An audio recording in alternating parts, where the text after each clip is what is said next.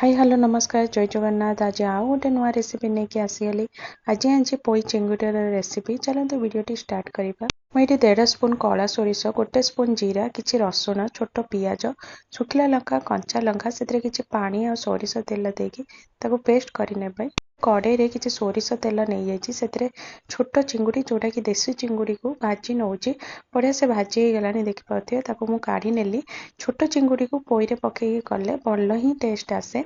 तो सही कड़े रे किसी सोरिष तेल नहीं गली से सोरिष, शुखला लंका, पियाज को देकी किस समय भाजी नेली। से पोई, बोईती कखारु, आलू, बैगण को देकी किस समय भाजी नेबी। परिबा आपणक हिसाब रे नहीं पारिबे।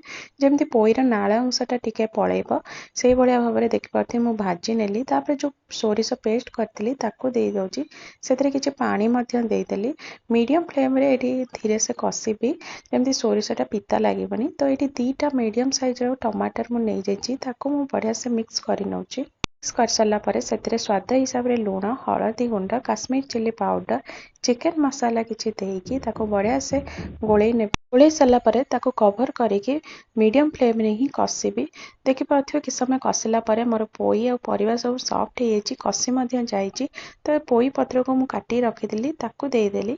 ताकू बढ़िया से गोळेकी मध्य कि समय छाड़ी देबी जेमती पोई पत्रटा हमर सॉफ्ट हे जिवो। देखि पाथ्यो कि समय छाड़ला परे पोई सॉफ्ट हे जाइछि। तो एटी चिंगुड़ी को मु भाजी के रखिदिली ताकू देई देली। ताकू देकी कि समय कसी देबी।